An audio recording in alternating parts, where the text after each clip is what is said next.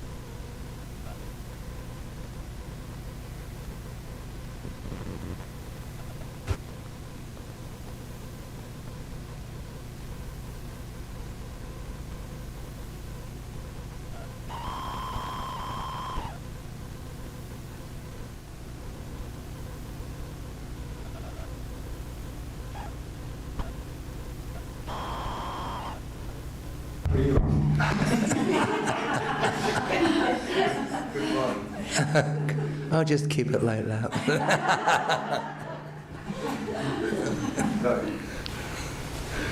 Nobody will notice anyway. It is a teaching on emptiness, after all.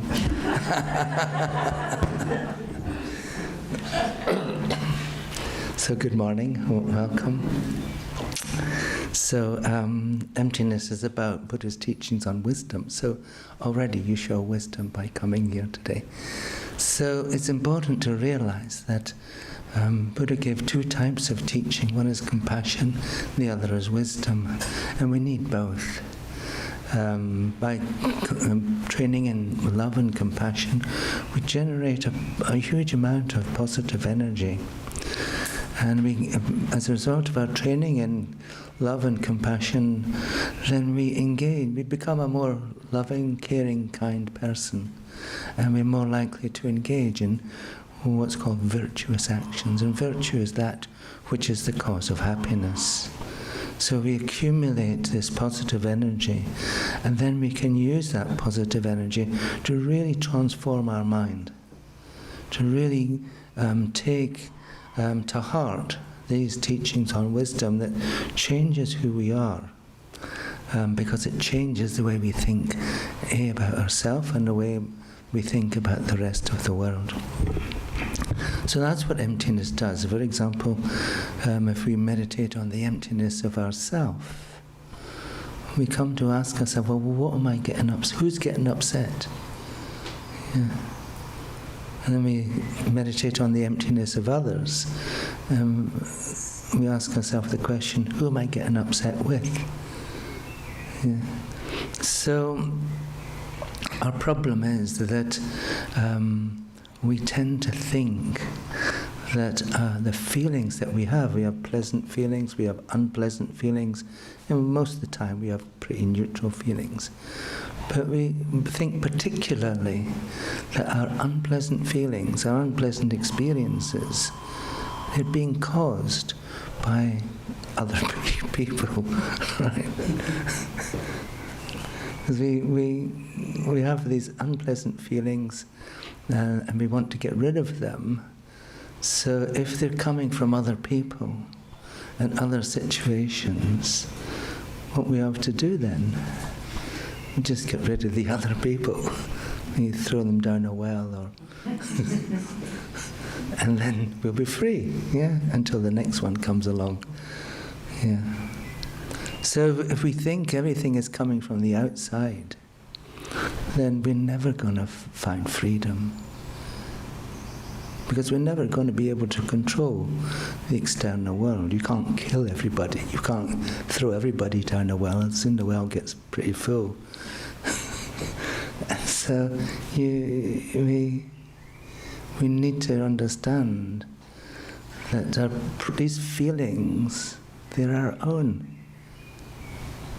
And so these unpleasant feelings, we need to just change the way we think in order that we experience pleasant or neutral feelings all the time. And so we can only do that just by realizing that there's nothing coming from the side of what we see as the object, or what we see as other people. There's nothing coming from their side. It's all our mind that's doing it. I mean, it's our mind is creating everything. Even if you think how you can't be here in this moment, you can't come to this place without your mind telling you to come. And so you come to realize that we kept this here for you. We come to realize that our mind is creating our whole world. Yeah. Yes, no, yes. You can nod wisely, next thing. So in order to begin to generate positive energy, so we can use that energy to understand the meaning of emptiness and apply it in meditation, It's in meditation that we really begin to experience the idea of emptiness. So today we're going to do 3 meditations, and so each session will last about 45 minutes, and then there'll be a break for half an hour, and then we carry on. But we begin with the liberating prayer, and then the prayer of refuge.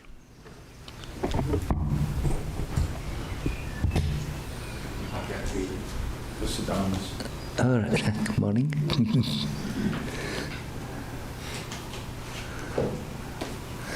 So we begin with liberating prayer, then the prayer of refuge, then the prayer of bodhicitta. Bodhicitta is the mind that wishes to attain enlightenment out of a mind of compassion. Because our mind of compassion is so powerful, it drives us. There's nothing else we can do with our life except wish to bring happiness and freedom to other people.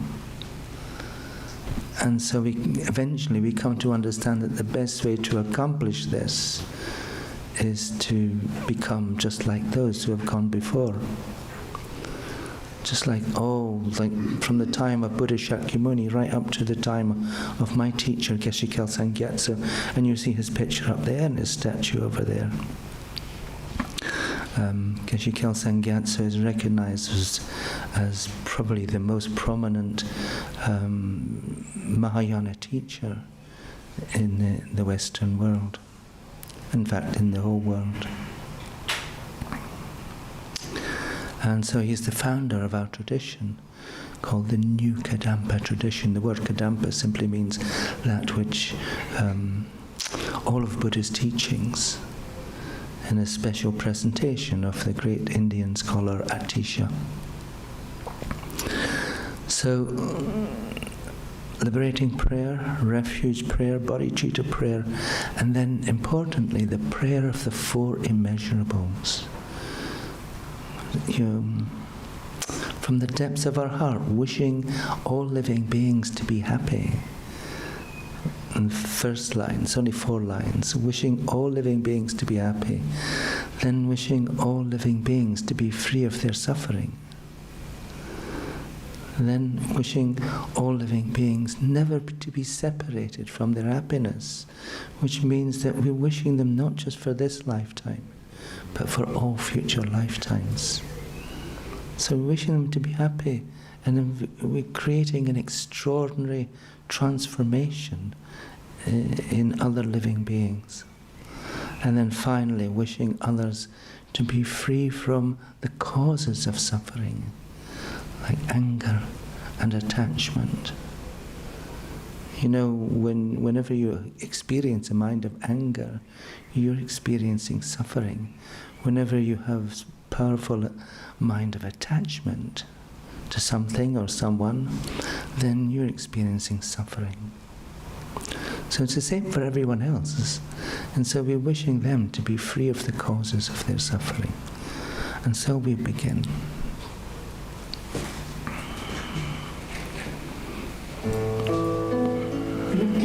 O Blessed One, Shakyamuni Buddha, precious treasury of compassion, bestower of supreme inner peace, you who love all beings without exception, are the source of happiness and goodness, and you guide us to the liberating path. Your body is a wish-fulfilling jewel. Your speech is supreme purifying nectar, and your mind is refuge for all living beings. With folded hands I turn to you, supreme, unchanging friend. I request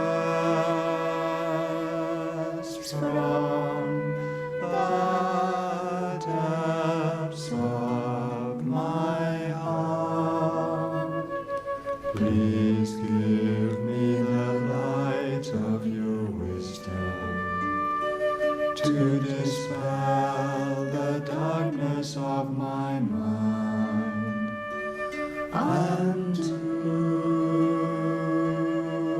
heal my mental continuum.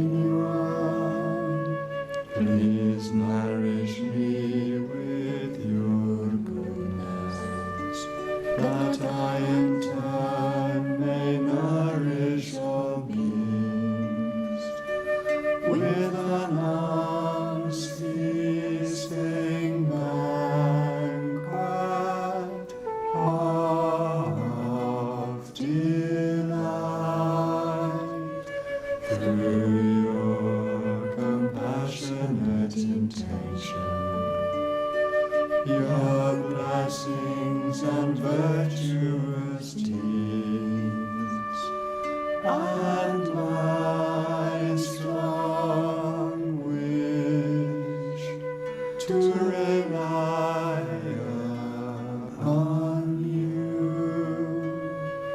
May all suffering quickly cease, and all happiness and joy be fulfilled, and may Holy Dharma flourish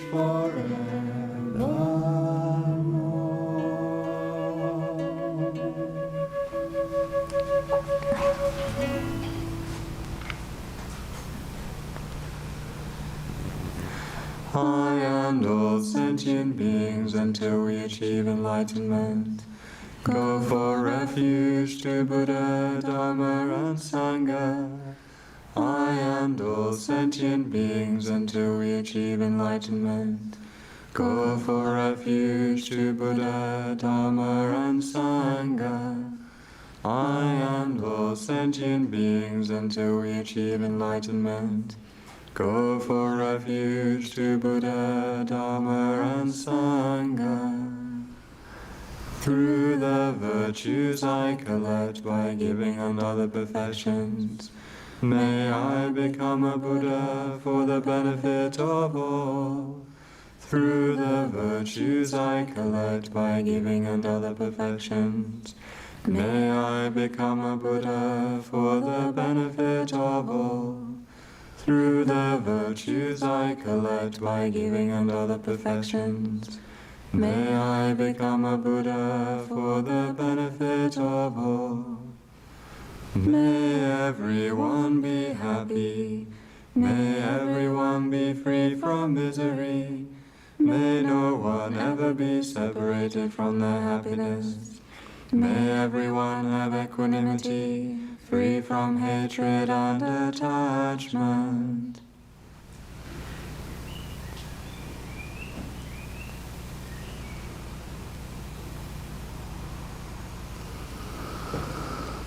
And so with this mind of compassion, wishing others to be free from their suffering, wishing them to find permanent peace and happiness instead, we can begin to explore the real meaning of things. So in this text, Modern Buddhism, there is a chapter called Ultimate Bodhicitta. So the word, as I mentioned earlier, the word bodhicitta means the wish to attain enlightenment. Citta means mind, and bodhi means enlightenment. The wish to attain enlightenment for the benefit of others. And it's ultimate bodhicitta because it is dealing with ultimate truth, ultimate truth. So,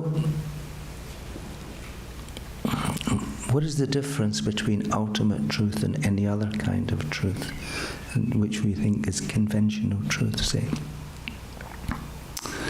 So, imagine you're thinking about yourself. It's what we do all the time. You're thinking about yourself and you have an image of who you are. And it's something to do with your body. And it's also something to do with your mind, the way you relate to other people, the way you relate to your history, and the way you relate to place. You know, for example, people from Liverpool are called Scousers. So if you're from Liverpool, you'll imagine you're a Scouser. No, that's part of your identity. That's who you are.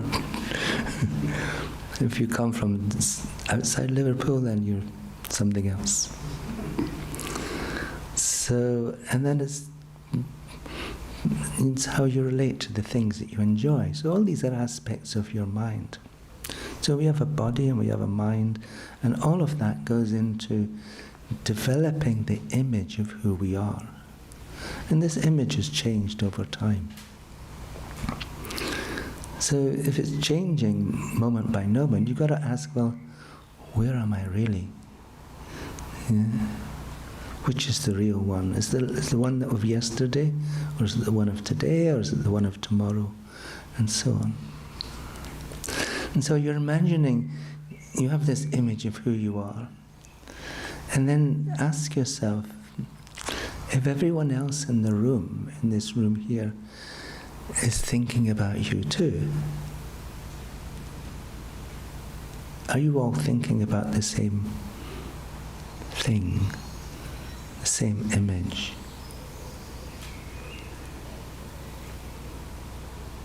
Yes? No? No. Everyone knows this. Everyone, you know this intuitively.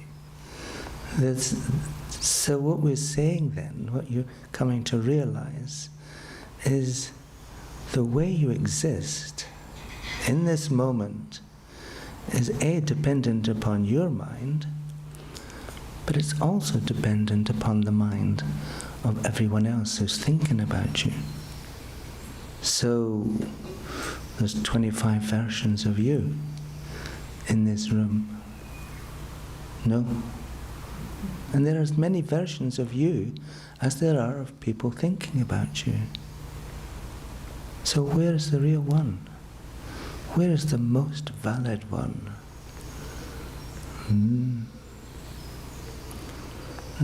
They're all valid. They're all valid with respect to the mind that's thinking about you.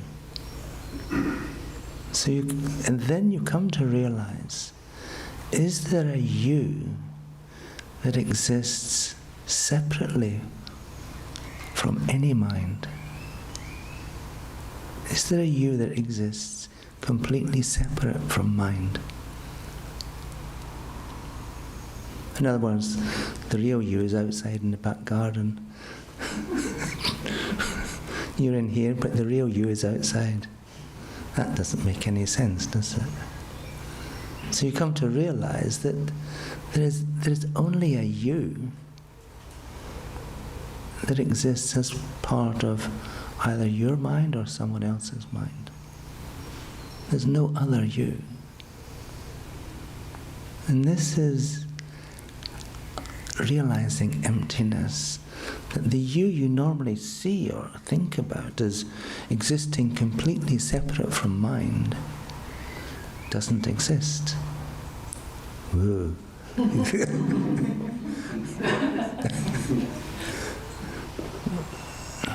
A you that exists separately from your or anyone else's mind doesn't exist. Sorry about that. But that's actually, that's great news. It's great news if you want to become the best person you can be.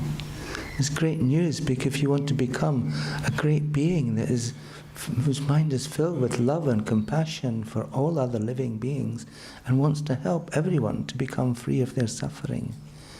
Because all we know is, all we need to do to change who you are is change your mind. And then you're completely different.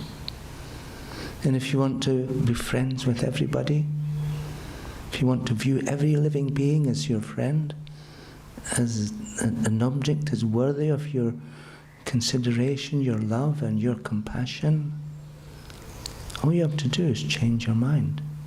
Because a you that doesn't exist separate from your mind or someone else's, it applies to other people too. Other people do not exist separate from your mind. All the people you know them because of your mind. And they don't exist separately from your mind. Yes? No? Okay. Let me just read a little bit from this text, from this chapter on training in ultimate bodhicitta.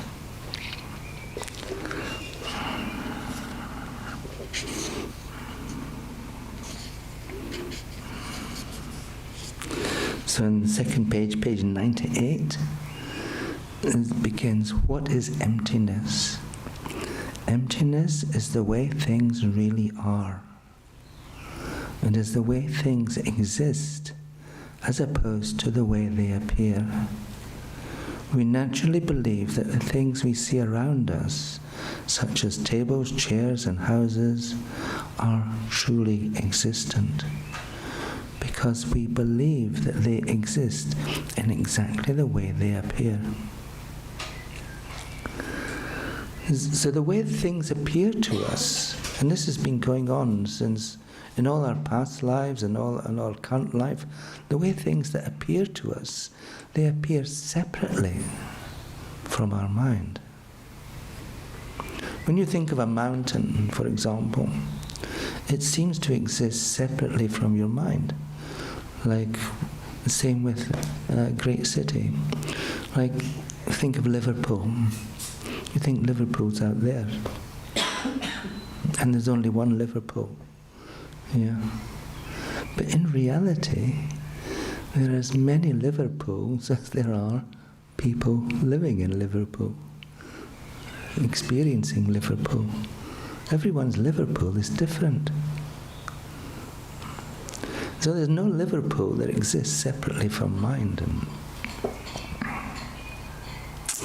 So the way things appear to our senses is deceptive and completely contradictory to the way in which they actually exist. Things appear to exist from their own side.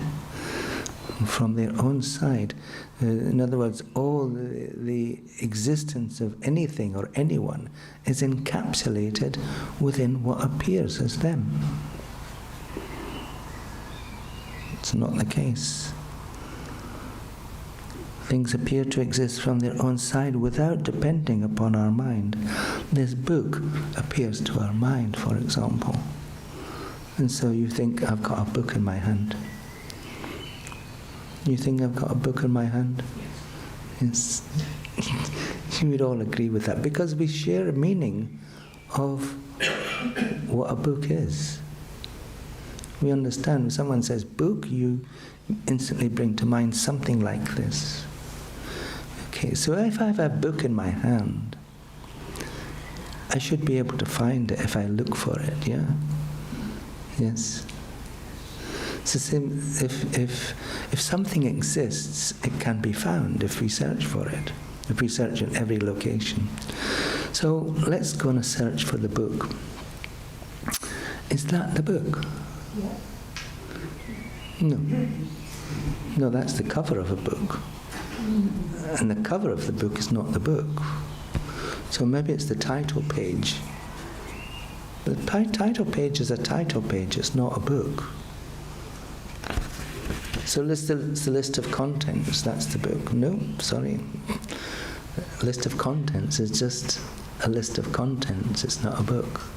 So maybe it's one of the pages. Well, a page is just a piece of paper with writing on it.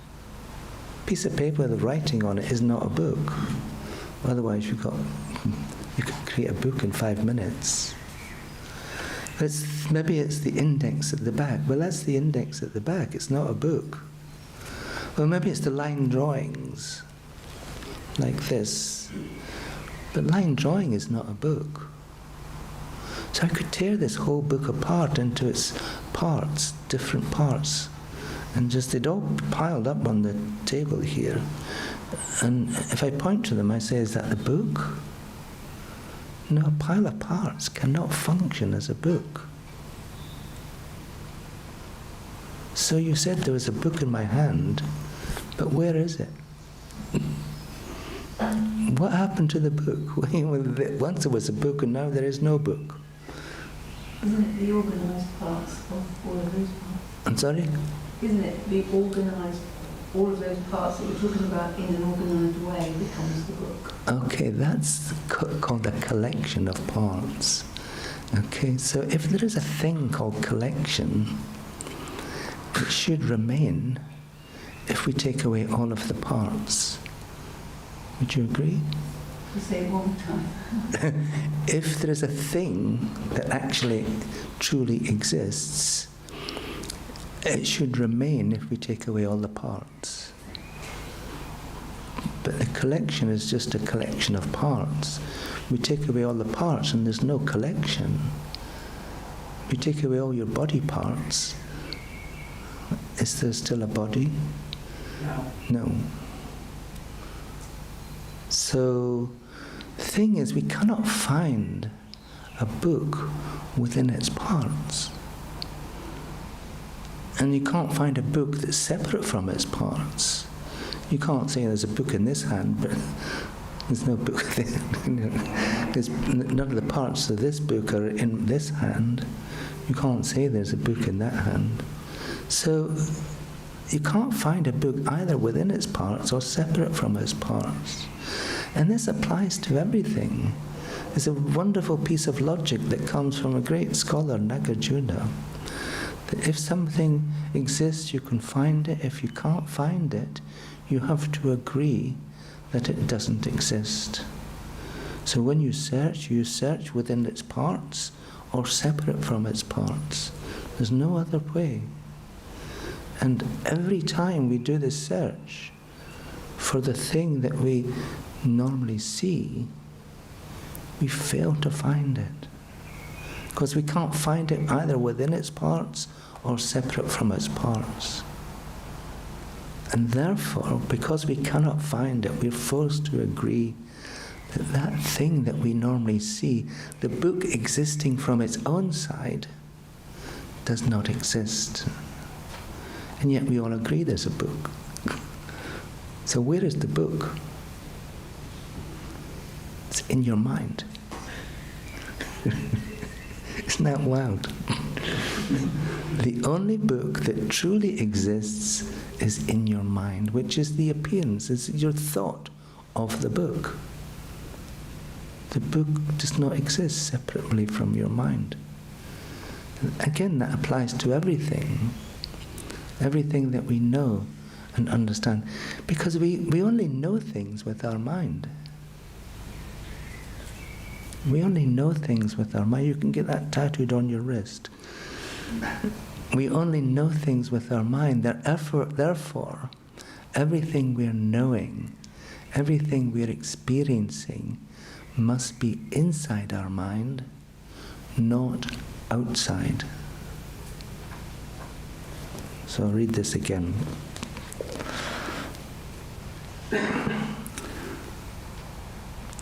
We believe that the things that exist, they exist in exactly the way in which they appear to our sense awarenesses. So, for example, with our eye senses, everything seems to be out there. Things appear to exist from their own side without depending upon our mind. This book that appears to our mind, for example, seems to have its own independent, objective existence. So in the West we talk about objective reality. Here is subject, and everything else that is not subject is object. And so the task of the subject is to get to know all the objects so we can eventually control them, so we can find the happiness that we long for. How good are we at that? So,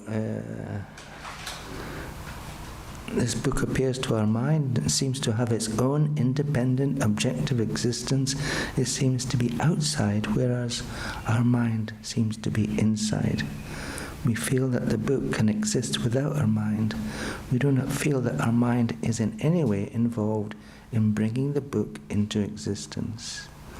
This way of existing independently of our mind, which is the mistaken view, is variously called true existence, inherent existence. Inherent means in and of itself. Existence from its own side, so the book exists from the side of the book, nothing to do with our mind. And existence from the side of the object. This is the object, and this is the side of the object.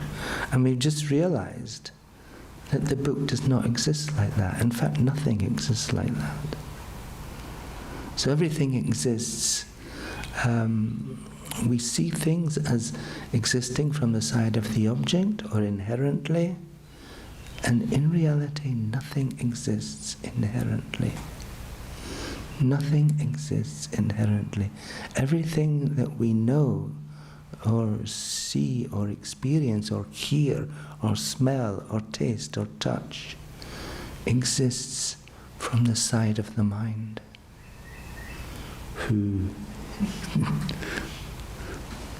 And so once we begin to understand that, we need to take responsibility.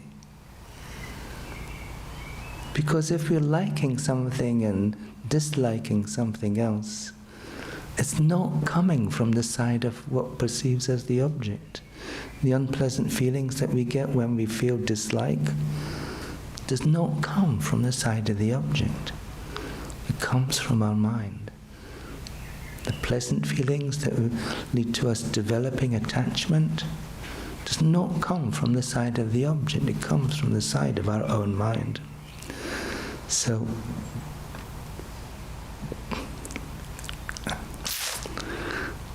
in reality, when we examine this and we follow this understanding that everything is dependent upon our mind, we come to realize that although things appear to us, although the book appears, we don't deny the appearance of the book. We don't deny the appearance of your best friend and everything you enjoy. We don't deny their appearance. But we do deny that they're anything other than appearance.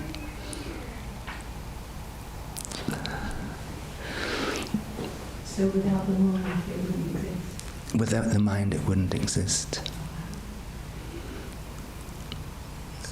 It may exist for other people's mind, but for you, if you're not thinking about it, it doesn't exist.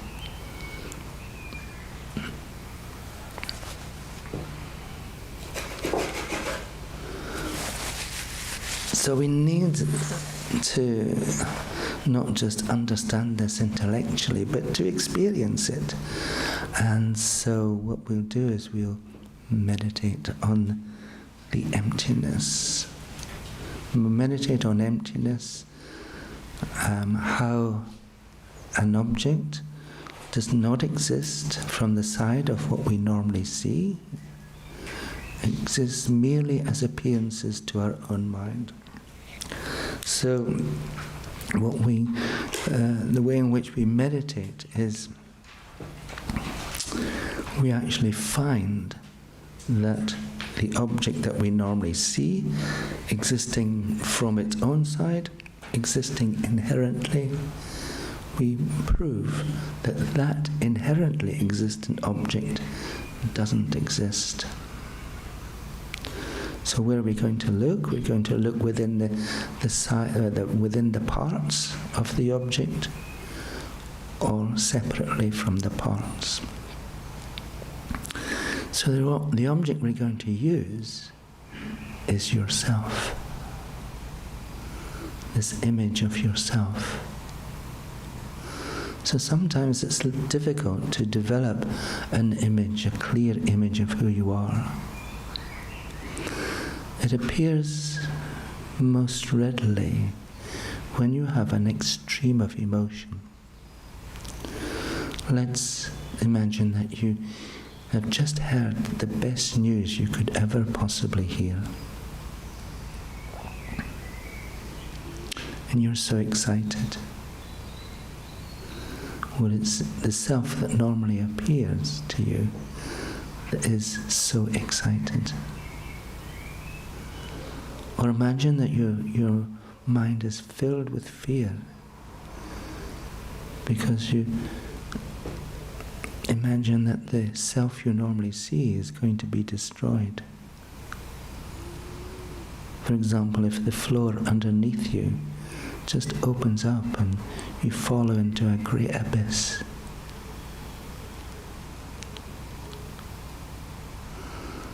You don't just think, my body is falling. You think, I'm falling. My inherently existent self is falling. Or my inherently existent self is having this good news. So take a few moments to try to develop a very clear image of who you are. And again, you realize it's something to do with your physical form, but also your past history, the relationships you have with other people, with place, and the things you enjoy.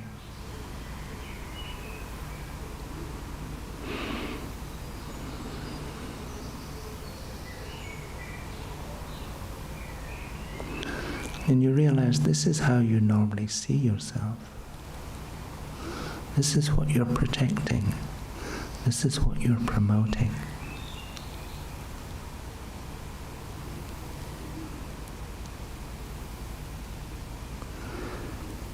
If you really exist like that, completely independent of mind,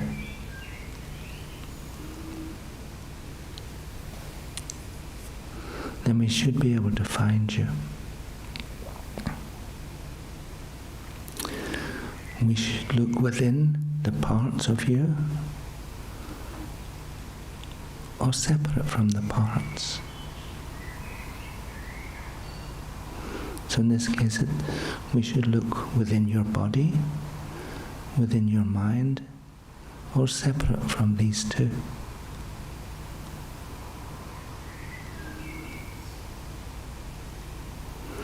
And when we look within the body, it's very easy to see that there's no single part of your body that is yourself. You cannot say, I am my skin. You cannot say, I am my eyes, my torso, my limbs, my inner organs. These are all things that are very clearly not yourself.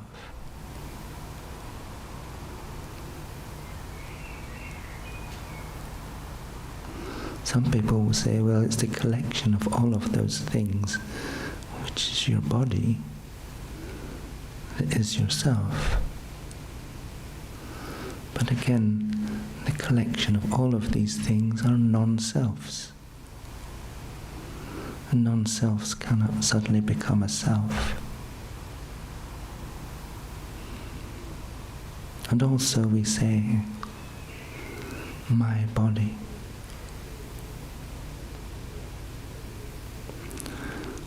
Thinking of self as the owner or possessor, and body as the thing that is owned or possessed. And possessor and possessed can never be the same. So we come to the realization, I am not my body. I cannot be just my body. So we can then look within the mind. But mind is simply a series of conceptual thoughts, a series of all kinds of different thoughts, one flowing from another. And we have many, many different types of mind. But we only have one self. So it's difficult to see how all these different types of mind can be a single self. And again, we also say, my mind. I made up my mind, I change my mind. My mind is happy, my mind is sad. So again, we're thinking of a self that is the possessor. And mind is the thing that is possessed. They cannot be the same. Well, again, some would say, well, it's the collection of body and mind that is yourself. On the surface, that seems quite reasonable. But actually, if neither body nor mind is the self, they are both non-selves. And you cannot just put two non-selves together and they become something else. And they can never be anything other than non-self.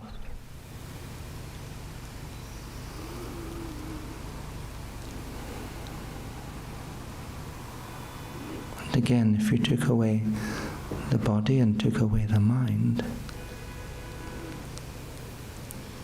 there would be no collection of body and mind remaining. In the same way, you cut down all the trees of a forest, then there is no forest.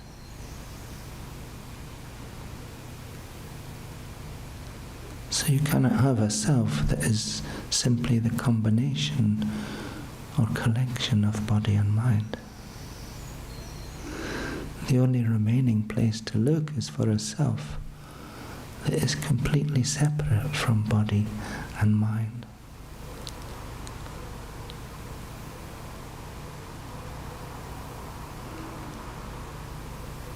But that seems really problematic because you can never think of yourself without either your body or your mind appearing.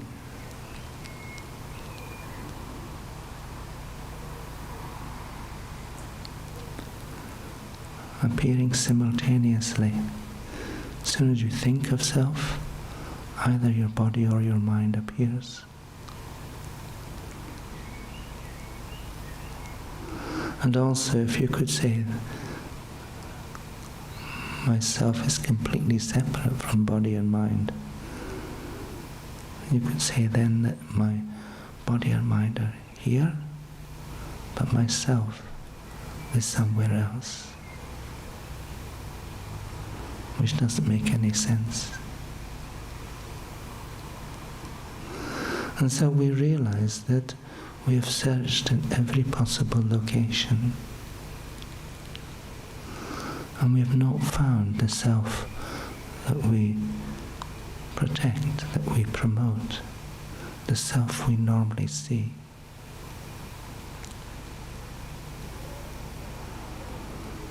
All we have found is that self is unfindable. It's unfindable because we've searched in every location.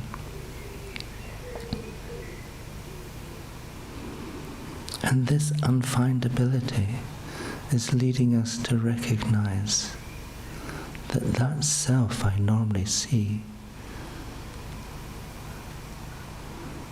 that separately existing self that I promote and that I protect, does not exist. If you turn your mind back to the image of yourself that you had at the beginning,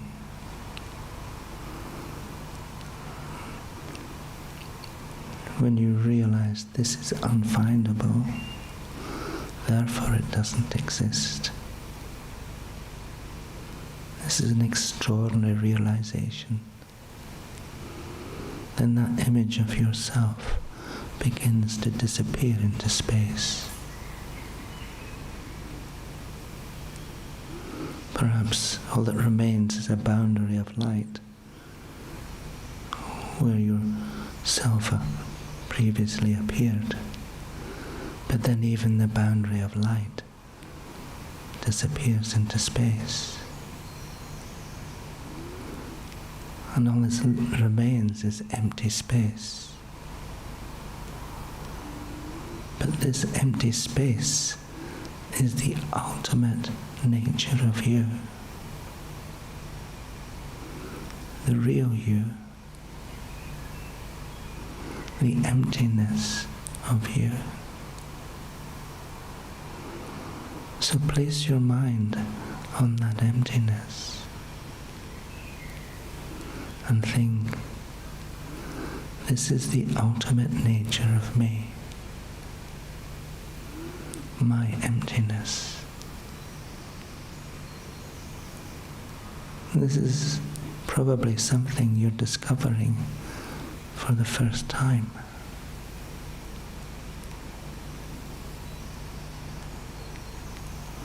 That the self you normally see, that you protect, that you promote, doesn't exist.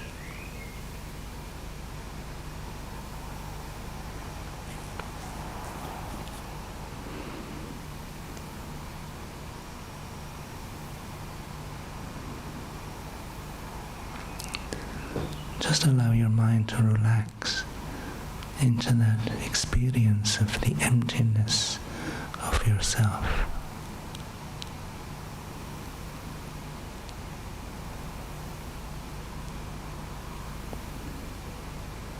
You may notice a feeling arises as your mind relaxes. Sometimes it's a feeling of great joy as you realize now you can have a blank slate to write on. You can become whoever you wish. Sometimes it's a great feeling of fear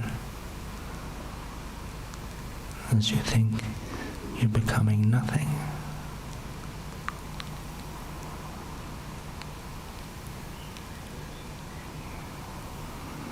Either of these is correct.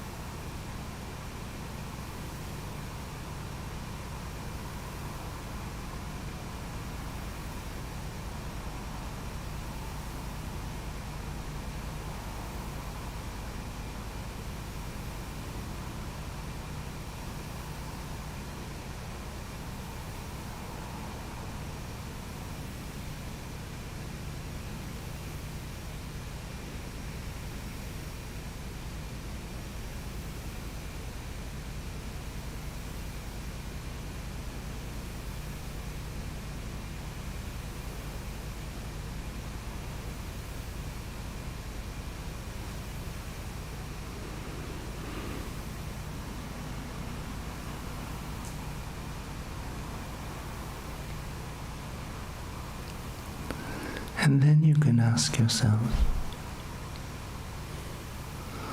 who is meditating on the emptiness of myself?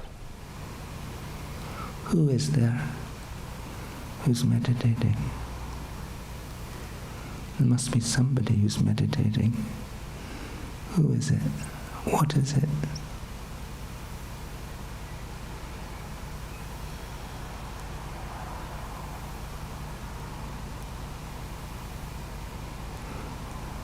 If the inherently existent self that you normally see doesn't exist, then what exists? You come to realize it's only your name, or only your thought, me.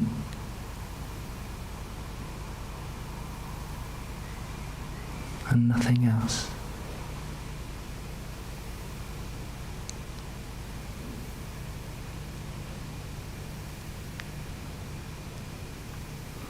That thought and nothing else is called mere appearance. Mere appearance to your mind. The word mere means that and nothing else. Appearance and nothing else. Or name. Mere name. Mere name and nothing else.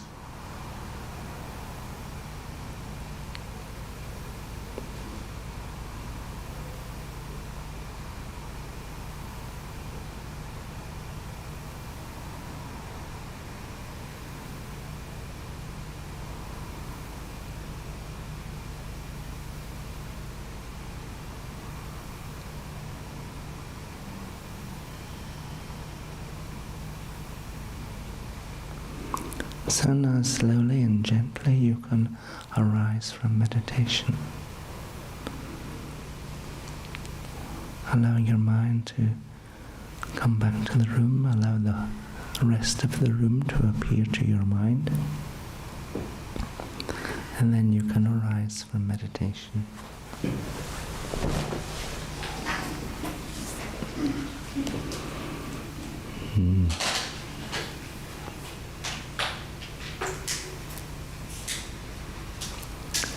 So, we need to train in this meditation over and over again. And then gradually we come to realize that even when we are out and about, the self I normally see does not exist. And that if this applies also to everybody else's selves, then their selves that you normally see does not exist either. And therefore, every situation you find yourself in, it doesn't really exist from the side of the object. It's just something that's appearing to your mind, and it's arising because of your karma. You created the karma for this to arise by your own past actions in previous lives, mainly in previous lives, some in this lifetime, but mainly in previous lives. So all your actions in previous lives are creating potentials for particular things to appear in this life, and all these appearances are simply the result of the ripening of these potentials. So you can relax. Nothing coming from the side of the object. And yet, these objects function. For example, the appearance of other people, they can function in different ways. Some you think are people to be avoided and shunned, and then there's other people to be collected and controlled and kept close. Put a ring on them, and so on and so forth. And because of that, we begin to develop aversion and anger, and we begin to develop strong attachments. But if we realize emptiness, then we don't really develop these attachments, so we don't develop anger, because there's nobody to be angry with. There's nobody to become attached to, simply appearances arising from my karma. And so we relax and just enjoy every appearance. So, go to it. So then we can go, when you go for coffee or tea in a moment, ask yourself, who's going to have coffee or tea? And what am I really having? Does anyone have any questions? Shall we finish? Thank you.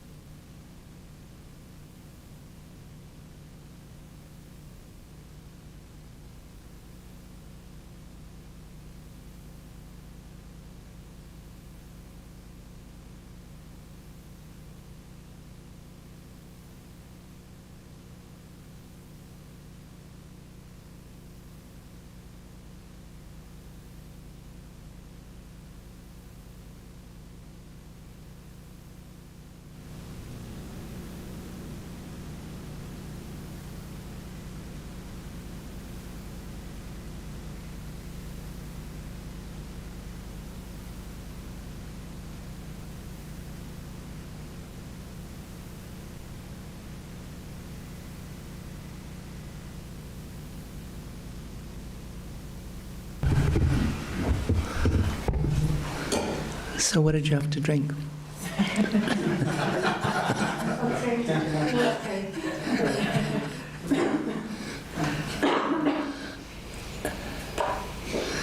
So,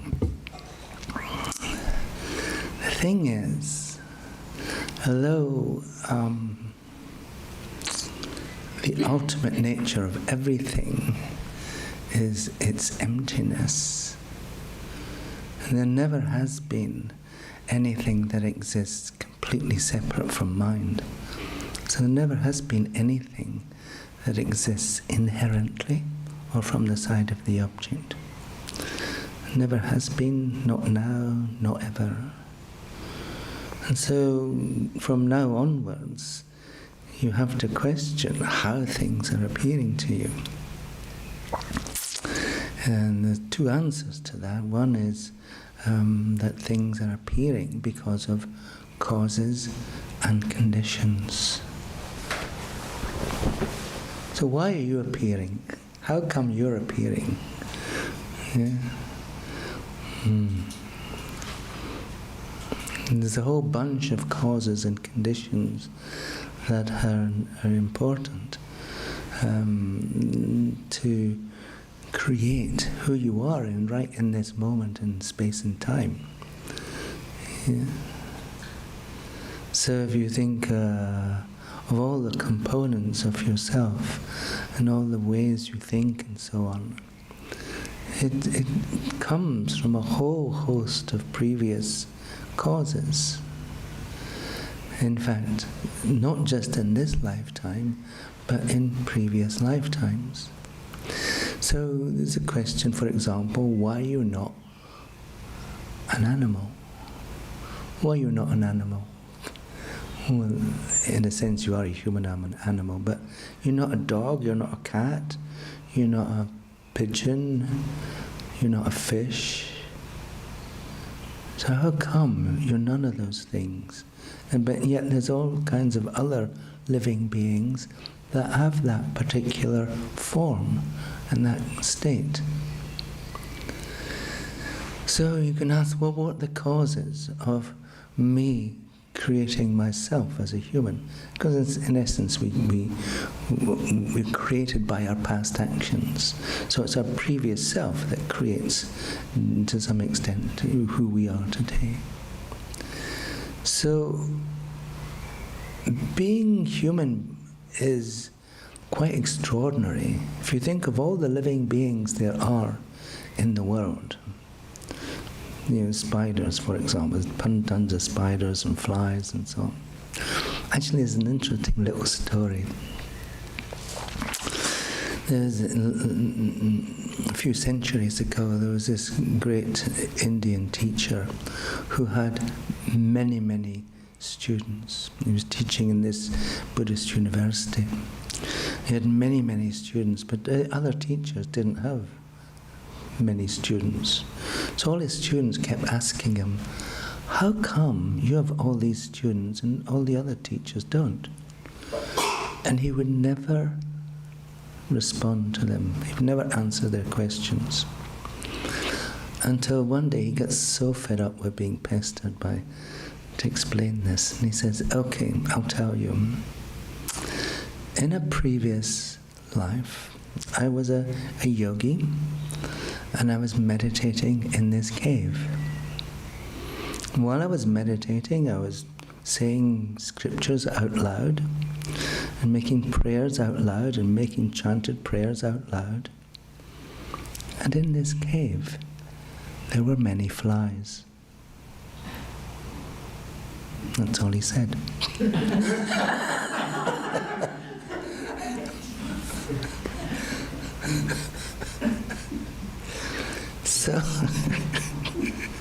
So you see how, because they were receiving Dharma while he was in the cave, and all these different flies, they're all back, reborn as students. So, where were we before? And so you come to realize that this story kind of shows us how just purely by accident, we experience many causes, very often, and causes that are sufficient to bring us in good fortune and good conditions, or unfortunate conditions and poor conditions. So you have to ask yourself, what conditions am I creating day by day that will influence, that will have an impact on what my next life will be? What will I be experiencing in my next life? Will I be experiencing the same good conditions of being a human being?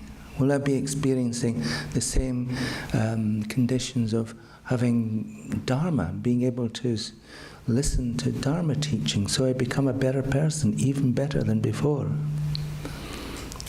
Or will I be something else? Will I take rebirth as a fly again? And so you come to realize that what is important then is the way that we engage in actions and what our motivation is for engaging in actions. So our motivation is coming from our mind, and it's arising because of how we view and experience the external world. So if you experience the external world as hostile, then you tend to have a very strong tendency to engage in negative actions, because you want to get rid of the external world in order that you can find the peace and happiness that you long for. But on the other hand, if you experience the external world as beautiful and wonderful and amazing, then you tend to engage in virtuous actions that are the cause of happiness, the cause of your happiness in the future. And the thing is, what we've learned from the previous meditation is that nothing exists from the side of the object. There's no such thing as a hostile world. There's only a mind that views and experiences a hostile world. And that hostile world is, as we realized when we were meditating on the emptiness of ourself, and we asked the question, well, who's meditating? And you come to a realization it's just an appearance to mind. Ourself is simply an appearance to mind. And that appearance is inside our mind, not outside. Then the hostile world is simply an appearance to mind. And it's inside our mind and not outside.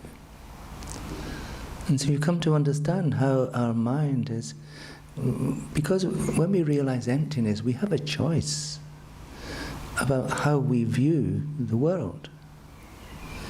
You come to realize that if there is no external world from its own side, and everything, if we're experiencing unpleasant feelings,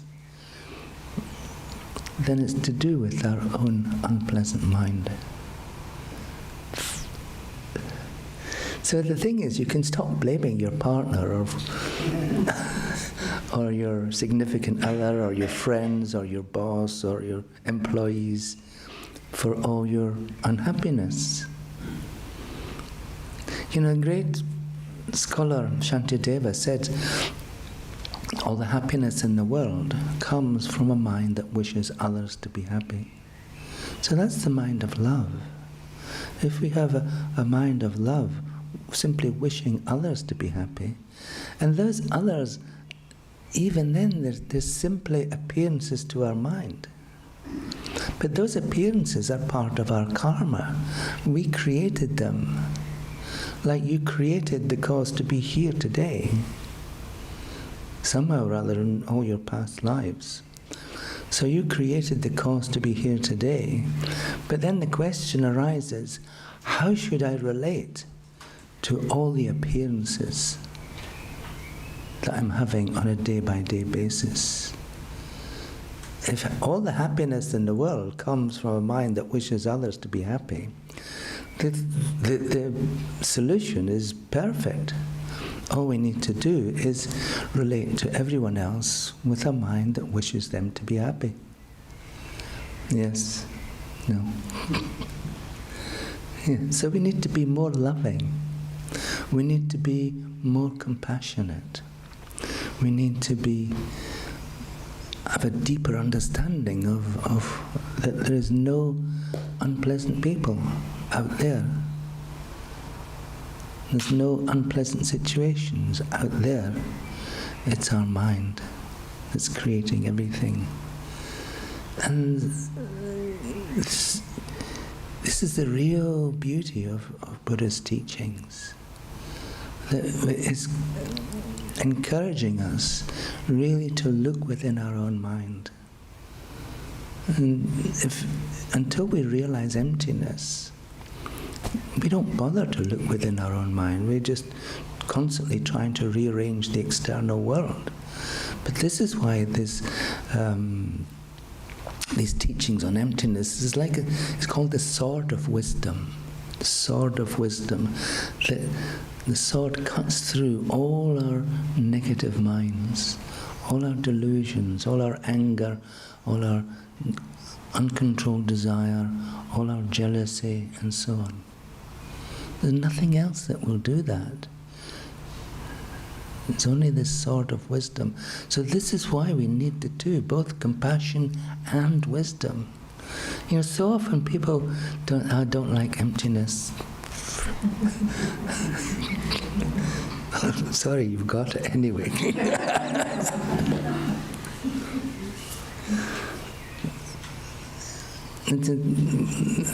What we need to realize is emptiness is not nothingness. We're not saying nothing exists. But so the real question is not what exists. We just accept whatever appears. But the real question is, how does it exist? And you come to realize that it's not from the side of the object. So it's everything is from the side of the mind. And simply by changing our mind, then we can change the external world. And we can change our future. We can determine our future simply by changing our mind. So if you want to be happy next week and the week after and the week after that and the next life and the life after that, you know what you have to do now. You have to work to create this loving, compassionate, wise mind. Yeah, the two need to go together. Both compassion and wisdom need to go together. There's been so much. If you take this book, for example, the teachings on wisdom are just one chapter, but it's the biggest chapter. And then what's leading up to that is all the teachings on love and compassion and karma and understanding how things are created, how appearances are created. And so we need to have that part really in order to be able to understand and accept the teachings on wisdom, realizing emptiness. But once we have these two together, then we're off to the races. You know, everything just naturally follows. And we find just naturally and almost effortlessly, we become a better person day by day. More loving, more considerate, more compassionate. Yeah. So, well, let's meditate then.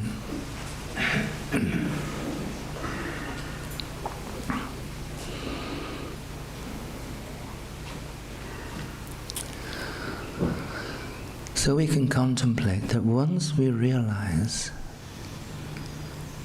that there is nothing coming from the side of the object, although it appears, it does not truly exist.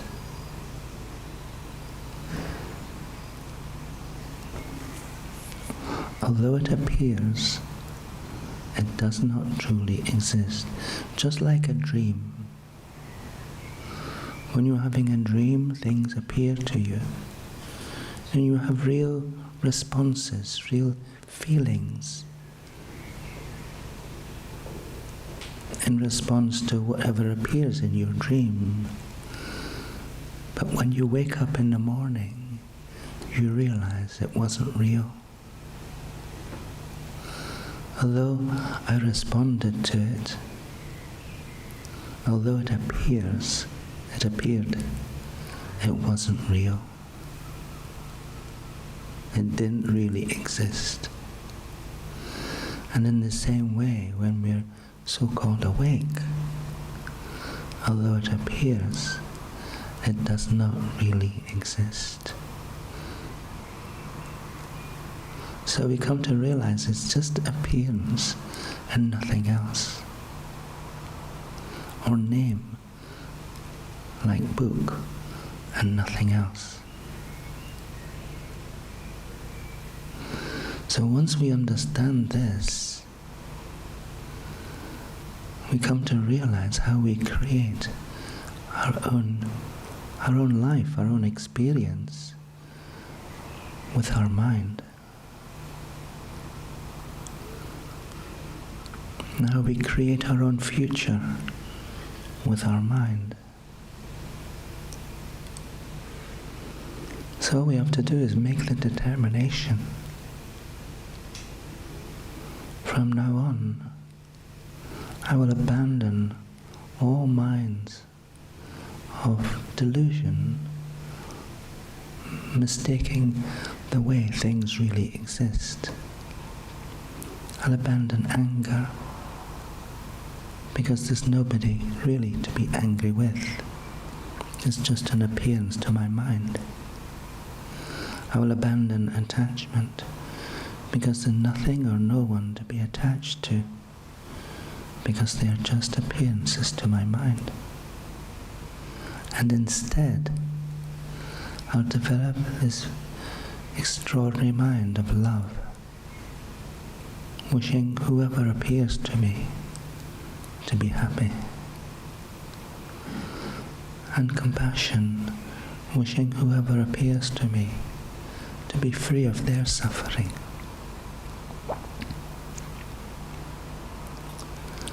And if we understand karma, we understand we're creating the cause by having these two minds.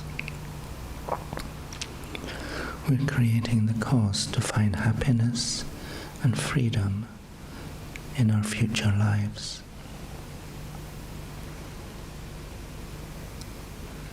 Because we come to understand how the things that appear to us are simply the appearances of our karma, our actions.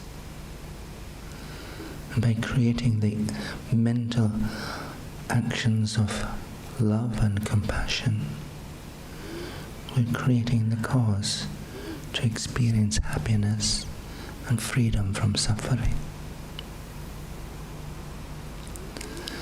And so you simply make a determination. This is what I will do. From now on, I'll spend my whole life, whatever else I do, striving to develop this mind of love towards everyone I think about and everyone I meet. And I'll strive to develop this mind of compassion, wishing everyone I think about and everyone I meet to be free of their suffering and its causes.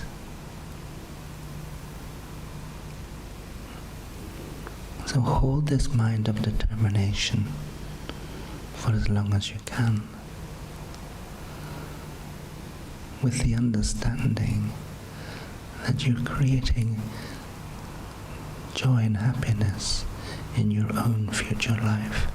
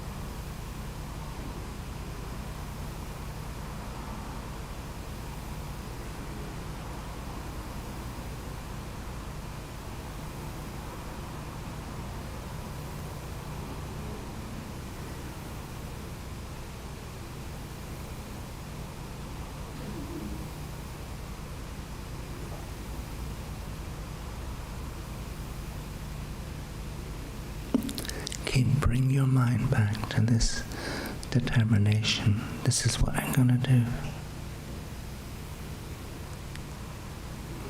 I'm going to use part of my day, each day, to become more loving and compassionate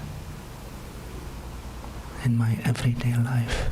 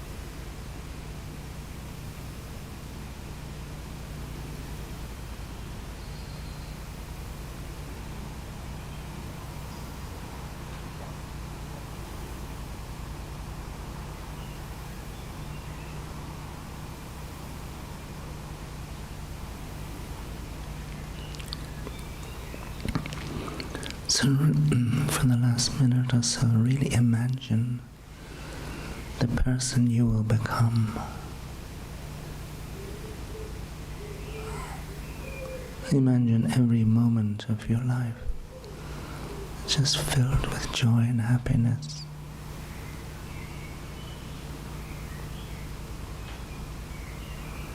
You don't experience problems or difficulties, even though you still have some sicknesses or things appearing as difficulties, but you don't experience them as suffering because your mind is focused on the causes of happiness. and compassion. Because these minds themselves are the cause of happiness and peace.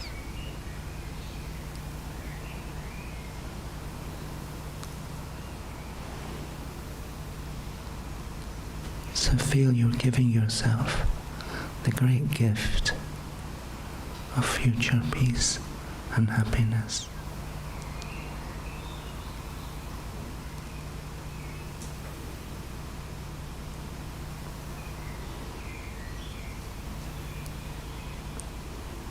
And so you can relax as you realize it's not dependent upon what's appearing, just dependent upon your own mind.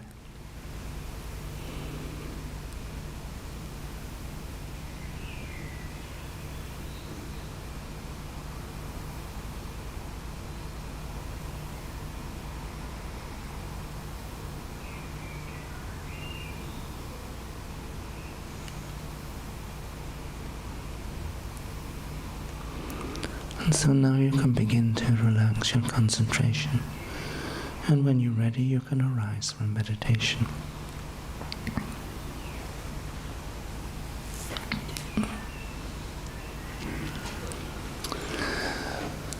So we can meditate like that, but the question is, what do we do when we're not meditating, when we're out and about in our daily life? Because often it seems like bad things appear so easily. Well, you can remember, although it appears, it does not truly exist. It's nothing more than appearance to my mind. And this appearance that I'm having now is simply the result of my karma. Even though I've created the cause for it to occur, still is nothing other than appearance. There's nothing coming from the side of the object. So your best friends, simply the result of your karma. And if you enjoy them, you can think, well, how wonderful. But the important thing is that we could maintain that mind, just like in a dream. We can think our waking world is simply just like our dreaming world. Things are just appearances. We know they don't really exist, and therefore we can relax. So when your boss or your best friend comes to you and your boss says, "I'm sorry, we're going to have to let you go," and you think, how wonderful.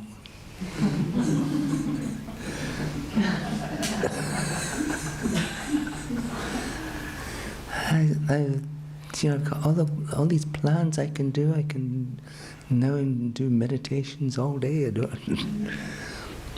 Or your special friend comes to you, "I'm sorry, I'm going to leave you and go to California to find myself." And you just say, "Well, what if you're not there when you get there?" Still, I hope you'll be happy, let me pay your fare. So we can choose how we can respond to whatever's appearing in our life. I mean, the even most dire thing is appearing, and we can still maintain a mind of peace. And we can, because we have that mind of peace, we can respond more effectively, more creatively. And then just naturally we just become the better person that we long to be. Yeah. And we can stop looking for happiness externally and come to realize that happiness is a state of mind. You cannot find it outside your mind. Sorry about that. No matter how many bars of chocolates you can acquire, happiness is just a state of mind. Okay, any questions? How can you put that into practice when someone you care about suffering? Good question. When someone you really care about is suffering, I mean, this is appearance again, and it's natural that in our world suffering will appear.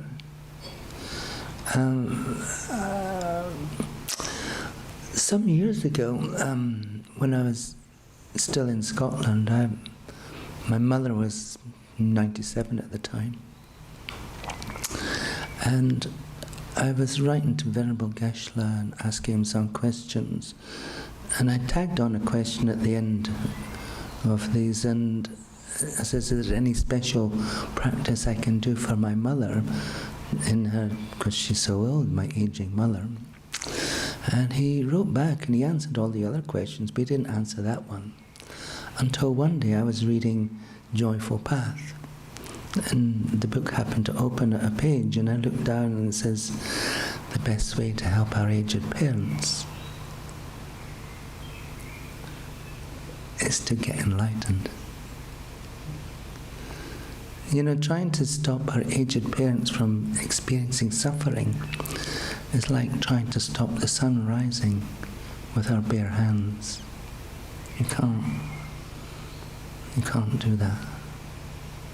And so you have to accept that, you know, another thing that Buddha said was, every meeting ends in a parting, either at the time of death or beforehand.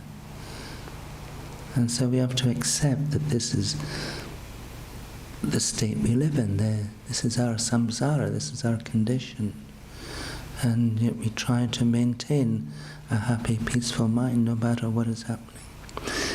I don't know if you've ever seen a movie called The King and I. Anyone seen that movie?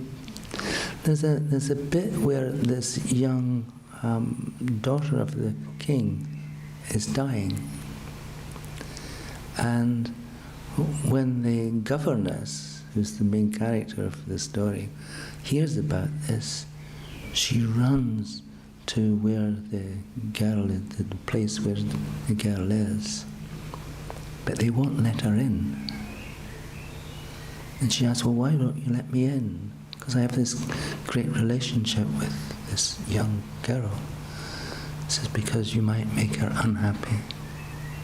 Because you, Western mind, has this, you're so sad because you're losing something. She needs to be able to keep a happy mind while she is dying. So that's what we can, when someone is experiencing suffering, we can maintain the mind that wishes for them not to suffer, while still accepting that the only way that we can make that happen is for ourselves to get enlightened.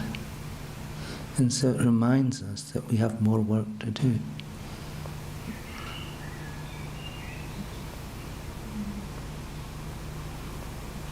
So do you mean that the sick person is there, but we allow and just accept that this is their karma? Yes, yeah. But we still have compassion, of course, and we still have a wish, yes. But if there is something we can do to alleviate their suffering, then we can do it. But not with the expectation that they'll never experience suffering again. I'm interested in the part of the talk about emptiness and also karma across lifetimes. I'm quite to the sedition, so I'm quite interested in reconciliation of reincarnation with no self. I think reconciling No self and emptiness. The emptiness of the self. We still have a self. It's just the self that appears to our mind. Yeah. and nothing else. That and nothing else, mere appearance to mind. So it's not, as I mentioned, emptiness does not mean nothingness, because things still appear. And the question is, how do we relate to whatever is appearing? Because whatever is appearing is we created it with our karma, but how do we relate to whatever's appearing? Do we relate to it with a negative mind, or do we relate with a positive mind? So if we understand emptiness, then we have a choice. And we can choose to remain positive.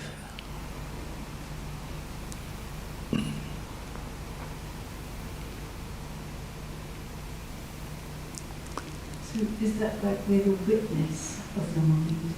Ooh. So part of our mind is watching another part of our mind. No. Sorry. Well, that's a particular philosophical view. It's called the Chudamatran view. But the ultimate view is even the witness does not exist inherently. So there's no separate part of our mind that exists from its own side. So even the witness doesn't exist from its own side.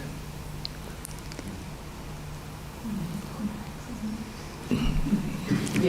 Sorry. Isn't helpful to have that as a stepping stone? The Chudamatran view. Well, so they say. I would rather say that we just go for the result. Because we can get tied up with looking. Because if we take the Chudamatran view, we're always looking for something from the side of the object. And if we do that, then we're always clinging to an element of ourself. We never become a selfless person. Because we're always thinking, well, there must be something about me that exists inherently. Otherwise, how do I exist? And there isn't. Yes. Yeah. Like I said, we have if we realize emptiness, sometimes we can think, now I have a blank slate. I can write anything on it that I want. And I'll choose to write a mind of love and compassion on this blank slate.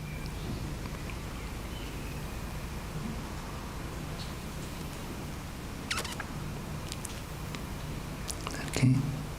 Wow. Talking about Chudamatrans. I didn't expect that. Chudamatrans are always cropping up.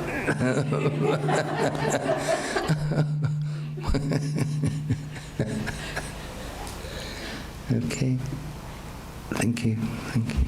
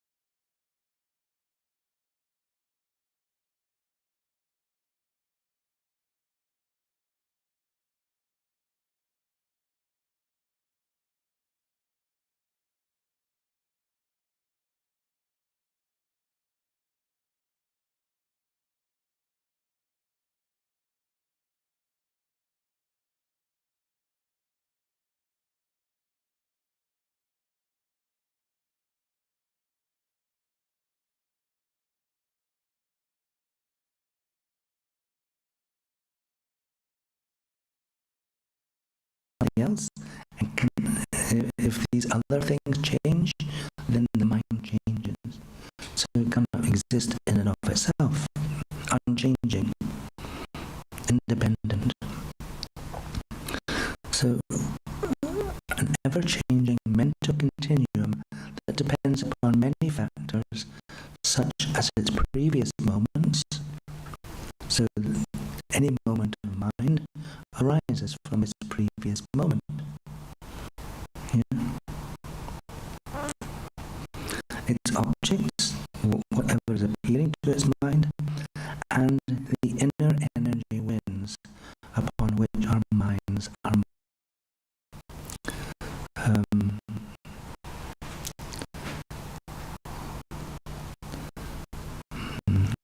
don't want to go into that at the moment, but later,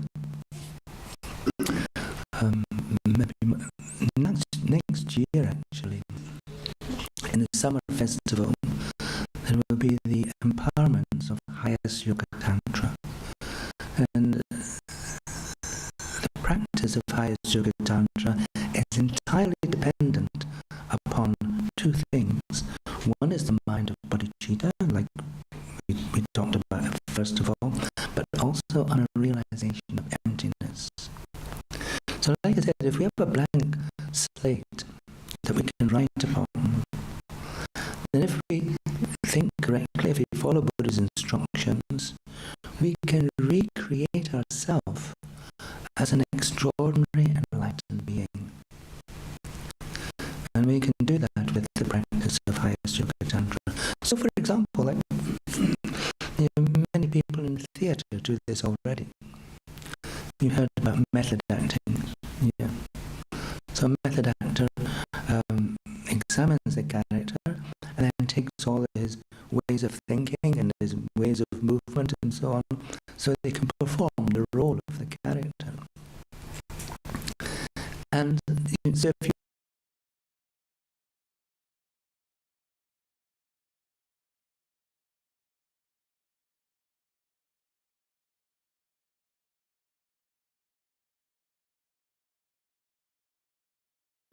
and you engage in the actions of an enlightened being.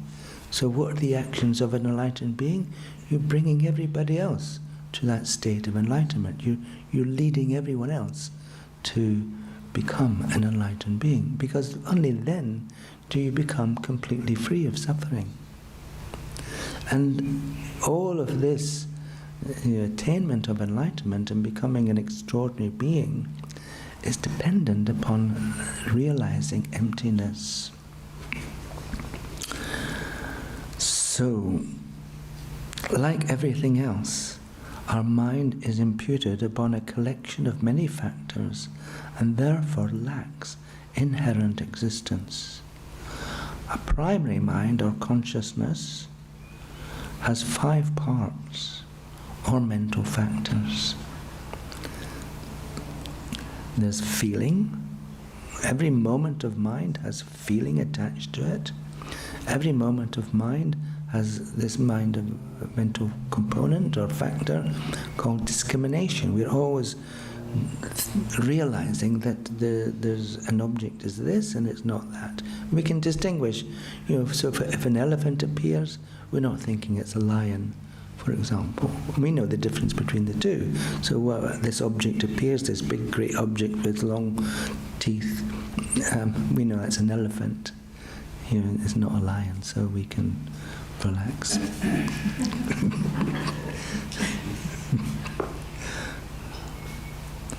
So we have this feeling, we have discrimination, we have a mental factor, intention, where I intend to look at that object over there, so our mind moves to the object.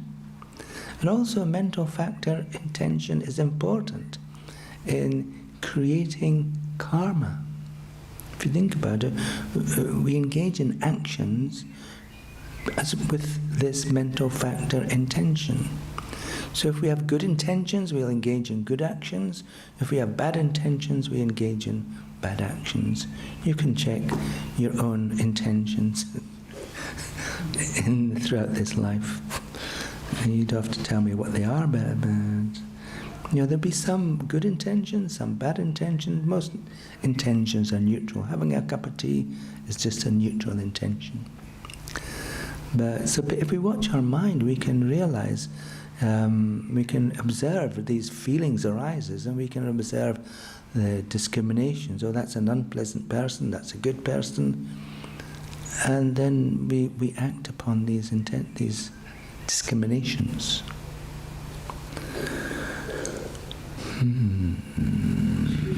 Why do you, does the mind sometimes go from, when it's discriminating, like, how does it go, each person's mind go to like a good, and distinguish whether the mind's saying that's a good person or a bad person?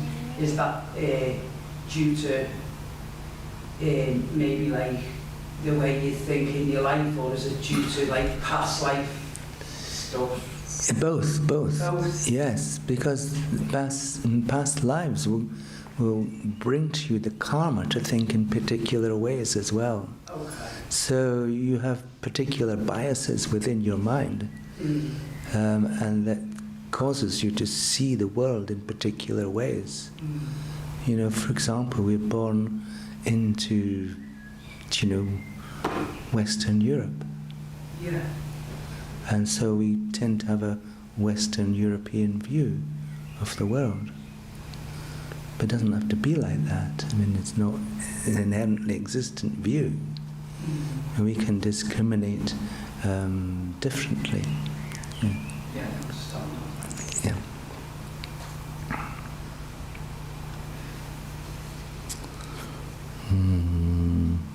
So, and then the final 2 of 5 mental factors that are always in operation in every moment of mind. The last 2 are contact. Contact is when our mind meets an object and understands that object as pleasant, unpleasant, or neutral. So there can never be a mind without contacting something or other. I mean, there's no such thing as mind that has no objects. A mind and its object are always together. Yeah. You can't have a mind without an object, and you can't have an object without a mind. Yeah. And the last one is attention, that enables our mind to take an interest in an object and focus our attention on it. Yeah. So all of these things, and it's because we want to get to know these things. So any moment of mind is like this. These mental factors are always operating to draw our mind to some particular object, discriminate it, and then develop a feeling towards it. So this shows us that any moment of mind is dependent upon these mental factors. There's no moment of mind that does not contain these mental factors. So just in line with Kay's question, the mental factor discrimination is dependent upon other things like our past history and the past understanding of how the world exists. Yeah. So if our mind itself was to be inherently existent, it would have to be something that exists in and of itself. But every moment of mind exists in dependence upon all kinds of other things. So it can never exist in and of itself. If you change the other things, for example, let's say we take rebirth in, I don't know, some other part of the world. Let's say Tibet, for example. We took rebirth in Tibet at a particular time. then we would have a different view of how the world exists. And we'd have a different education, we'd have different upbringing, and we'd be discriminating differently. And we'd have developed different feelings and understandings about the world. So we come to realize that there is nothing in it in itself that is fixed about our mind. And so neither the individual mental factors or components, nor the collection of these mental factors is the primary mind itself. So, as I said, each moment of mind consists of these mental factors. So it's like, if you think of a cake, every cake has different different components, flour, etc., etc., chocolate.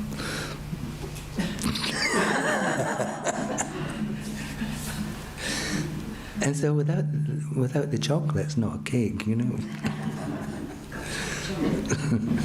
So again, without any of these mental factors, it's not a mind. So, in the same way, there's no primary mind that is separate from these mental factors. There's not an external primary mind that has no mental factors in it.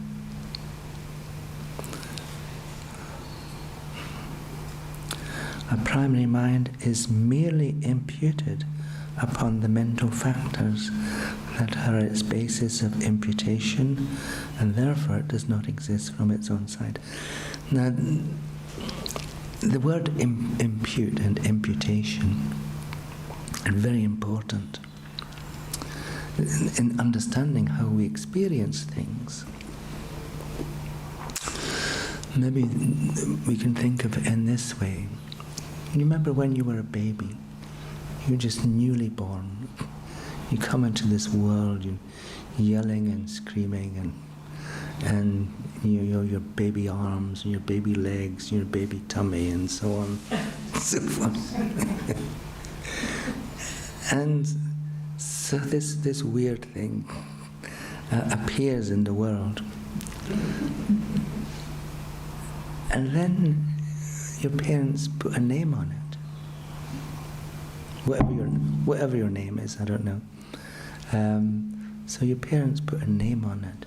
So one moment is just a collection of things, arms and legs and mind, and the next moment it's imputed. We put a name on it, and then from then on, we impute the person or the name on that collection of things. So the baby becomes, for example, Fred. Any Freds here? No. So the baby becomes Fred. From then on, everybody knows the baby is Fred because it's been named.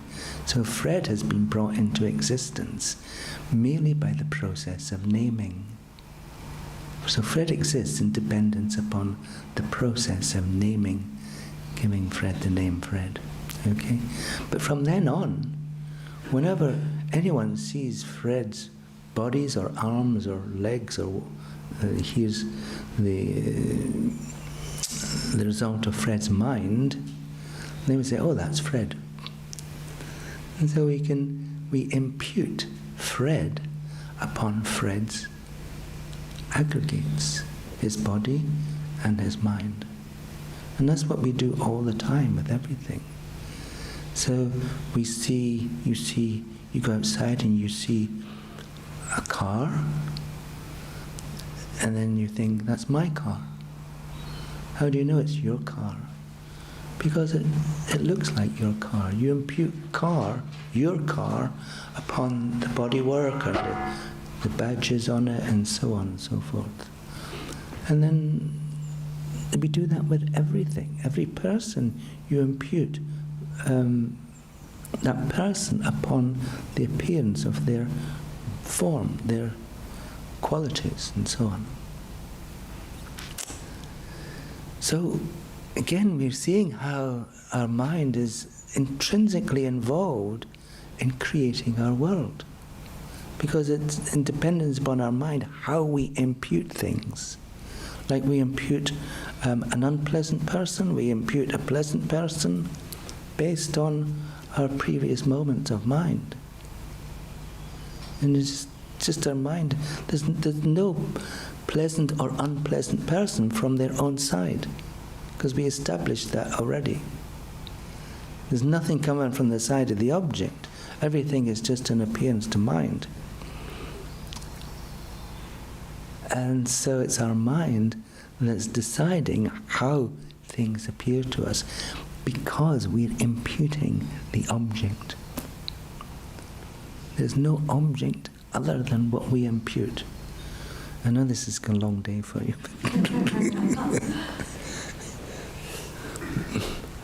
But we get there, you know.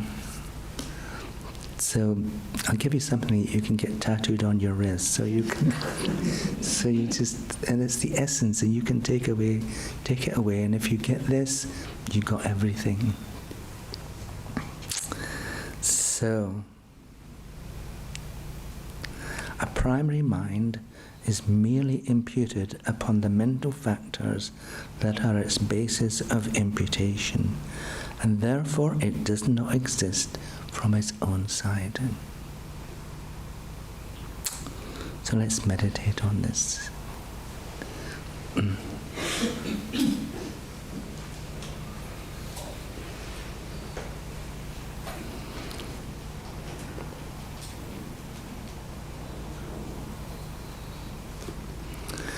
So in the same way, when we were examining the existence of ourself, and we were looking within the parts of ourself, our body and within our mind, and separate from body and mind. In the same way, we can think about our mind as consisting of these 5 components or mental factors: feeling, discrimination, contact, intention, and attention.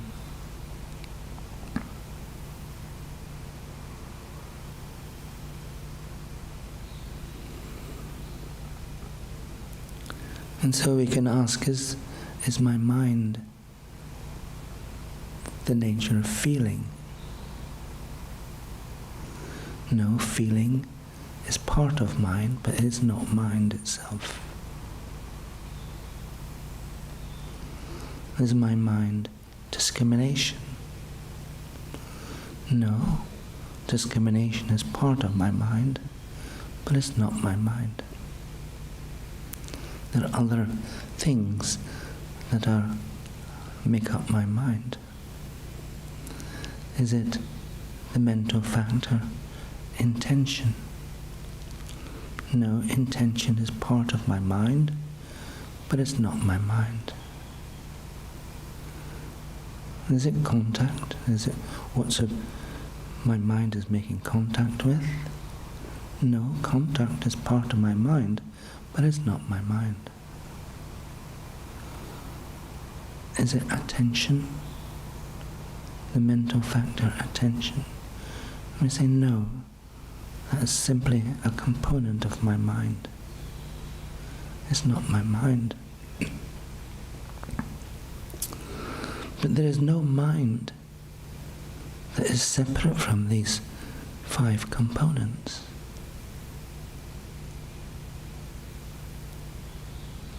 It's not one of the components. It's not the collection of these components, because the collection itself is just a collection of non-minds. And the mind does not exist separate from these components. So we come to realize that the mind itself cannot be found.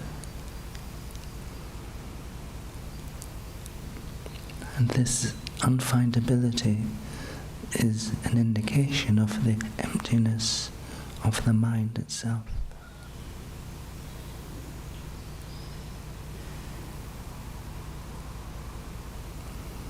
So even though things appear to our mind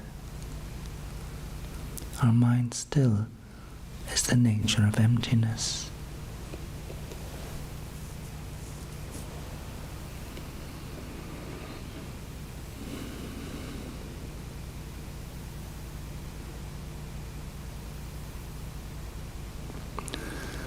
So if you bring to mind how you impute mind upon the existence and operation of these mental factors, we create the concept of mind. In the same way we create the concept of a person, Fred, independence upon the appearance of Fred's components or aggregates. We impute mind independence upon these mental factors. But other than that imputation, there is no mind. But that imputation exists. It exists as a conceptual thought.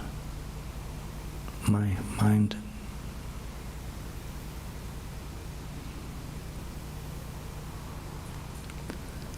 But still, my mind is the nature of emptiness.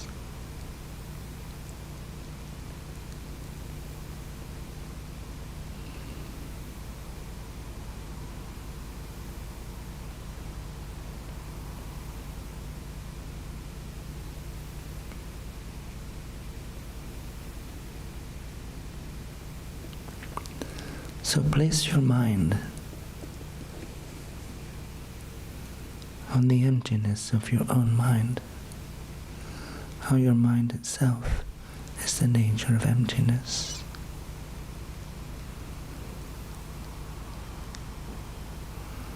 How you come to realize your mind is simply an imputation.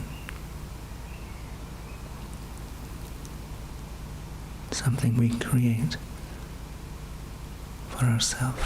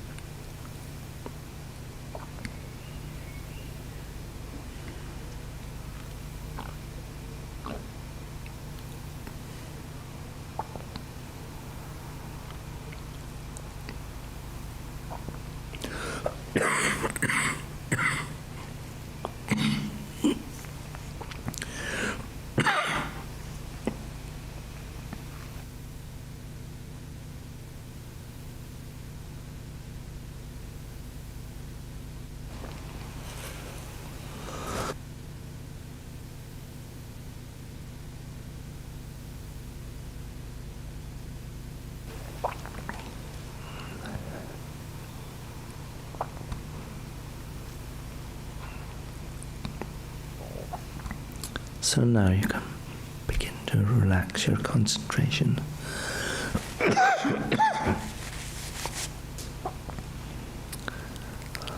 And you can arise from meditation.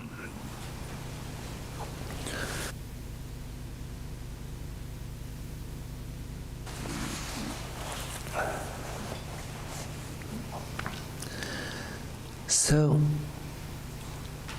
we can establish that our mind does not exist inherently because it's dependent upon all these other factors. We've established that objects that appear to our mind do not exist inherently either because they're merely imputed in dependence upon what appears. So we combine the two, and we get a recipe. We can get a method for dealing with our waking world. That essentially our waking world is just like our dreaming world, simply appearances to mind. Yeah. So we don't have to worry. Like I said, if your significant other comes to you and says, "Oh, I'm sorry, I'm going away," just say, "Oh, how wonderful. I hope you'll be very happy." But then, finally, there's one piece of phrase that we can think of, that everything that appears to our mind is the nature of our mind. Everything that appears to our mind is the nature of our mind. And our mind is the nature of emptiness. Everything that appears to my mind is the nature of my mind, and my mind is the nature of emptiness. So all we're experiencing in every moment is emptiness, appearing as form, shapes, sounds, people, smells, taste, touch, and so on. Everything that appears to my mind is the nature of my mind, and my mind is the nature of emptiness. With this, we can get enlightened. We can become the best we can possibly be, because there's nothing fixed about who we are. Just by changing our mind, we change who we are. Isn't that cool? So, we can just decide, I'm going to go to a summer festival next year. And just decide, I'm going to do this. I'm going to receive teachings on highest Yoga Tantra empowerment, and I'm going to become a great being, a great enlightened being. This is what I'm going to do. There you go. And you can only do that because your ultimate nature is the emptiness of you. Good? Okay, well, I'll take your names and...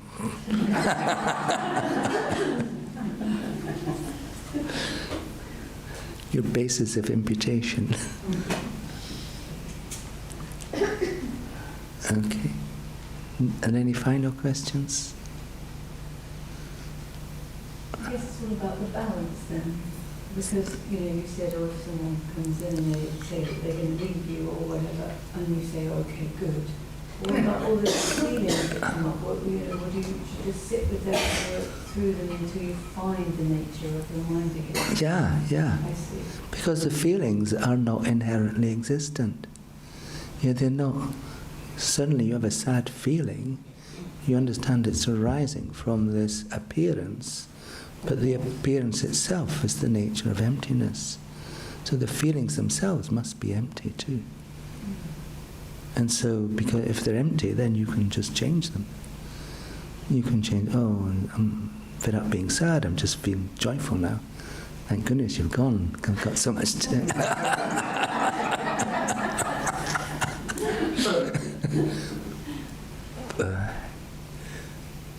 now you've gone, I've got more time to realise emptiness. Exactly. The emptiness of my house. You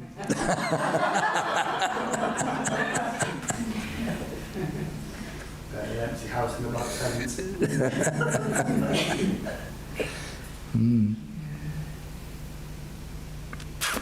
We all right? We good? Thank you so much.